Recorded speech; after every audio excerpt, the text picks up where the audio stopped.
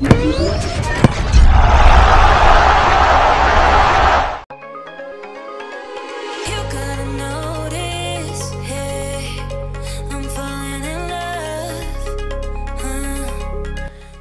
Blues, jumpa kembali di Chelsea TV Indonesia.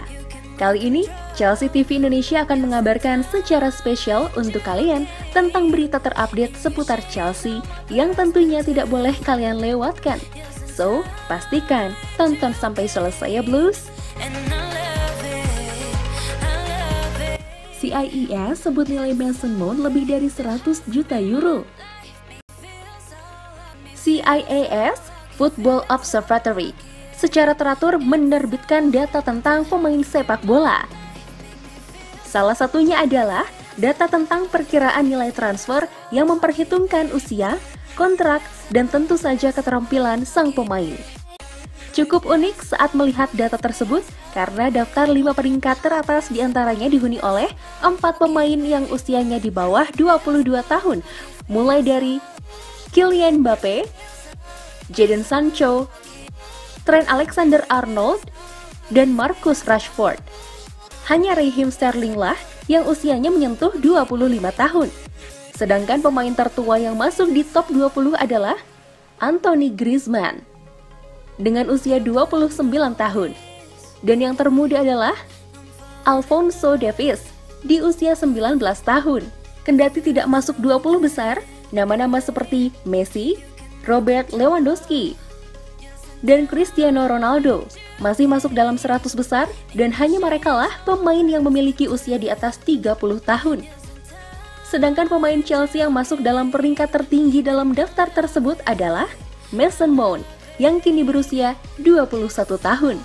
Pemain bernomor punggung 19 tersebut dihargai dengan angka 102,5 juta euro. Lebih mahal dari Messi yang hanya bernilai 100,1 juta euro. Pemain Chelsea berikutnya yang masuk dalam daftar top 100 adalah Arrizabalaga dengan nilai 76,4 juta euro. Disusul dengan Christian Pulisic 76,1 euro, Jorginho 65,9 juta euro, serta Tammy Abraham dengan harga 61,6 juta euro.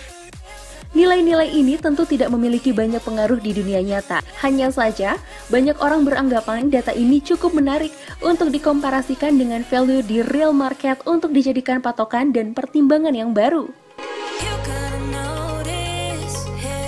Kai Havertz ungkap posisi yang ia sukai ketika di atas lapangan.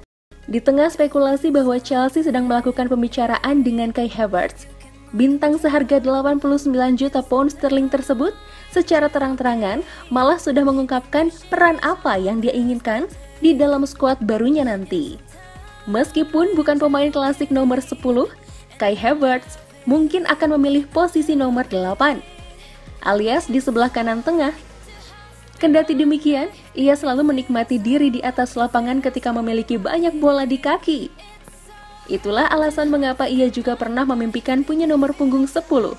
Menurutnya saat bermain di tengah, ia akan lebih sering mendapatkan bola, hal yang paling disukainya. Artinya, jika Chelsea berhasil merekrut pemain muda tersebut, tentu Frank Lampard sudah punya indikasi posisi apa yang disukai sang pemain ketika diturunkan di lapangan. Menjual Hazard ke Madrid ternyata merupakan keputusan yang tepat. Fakta bahwa Eden Hazard meninggalkan Stamford Bridge kurang dari setahun yang lalu menunjukkan betapa cepatnya perkembangan di sepak bola. Bisa dibilang, Hazard merupakan salah satu pemain paling berbakat dalam sejarah Chelsea. Kepergiannya ke Real Madrid sangat membawa perubahan besar tentang bagaimana cara The Blues beroperasi baik di dalam maupun di luar lapangan.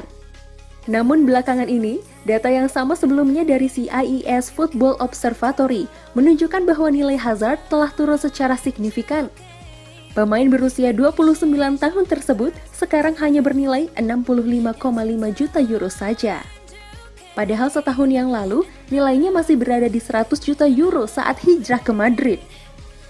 Nilai Hazard bahkan berada di bawah Mason Mount yang sekarang memiliki nilai taksiran 102,5 juta euro. Hal tersebut membuktikan bahwa keputusan Marina Granovskaya dalam menjual Hazard ternyata terbukti benar setelah melihat nilai pasar Eden Hazard saat ini. Gareth Southgate ingin Ruben Loftus-Cheek bisa manfaatkan ditundanya Euro 2020. Pelatih Inggris tersebut percaya Ruben Loftus-Cheek adalah salah satu dari beberapa pemain yang bisa mendapatkan manfaat dari ditundanya kejuaraan Eropa tersebut hingga tahun depan. Loftus-Cheek sudah lama tidak tampil untuk The Blues semenjak cedera Achilles yang dialaminya 13 bulan lalu. Pemain berusia 24 tahun itu sedang mengalami masalah kebugaran. Hal yang umum terjadi pada pemain yang baru saja sembuh dari cedera parah. Ia hampir dipastikan tidak mungkin bisa masuk skuad Inggris untuk Euro musim panas ini. Namun Southgate sudah berbicara kepadanya. Ia ingin tahu akan terlihat seperti apa 12 bulan ke depan, termasuk juga pemain muda lainnya yang mungkin sama-sama belum bermain di Liga Premier. Legenda Chelsea sebut Reece James bisa kalahkan Trent Alexander-Arnold. Menurut Mario Malchio, Reece James memiliki potensi untuk mengalahkan Trent Alexander-Arnold untuk mendapatkan tempat di starting 11 Inggris.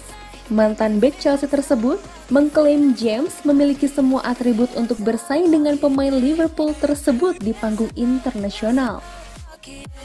Alexander-Arnold saat ini menjadi pilihan pertama di tim Gareth Southgate Inggris. James setahun lebih muda dari Alexander-Arnold, namun belum memulai debutnya untuk The Three Lions. Tetapi Malchiot berpikir pemain muda Chelsea tersebut memiliki bakat untuk membawa perjuangan ke rival-rivalnya. Tentu masih ada beberapa hal yang perlu James tambahkan ke permainannya. Tetapi jika dia bisa menjadi pemain reguler bersama Chelsea, dia pasti cepat atau lambat bisa bersaing ketat dengan Arnold. Chelsea segera umumkan perekrutan Timo Werner. Chelsea dapat mengumumkan penandatanganan Timo Werner pada akhir minggu ini, seiring dengan berlalunya waktu pada klausul rilis pemain berusia 24 tahun tersebut. Hak tersebut dilakukan karena ada kekhawatiran tentang masalah baru yang bisa saja terjadi.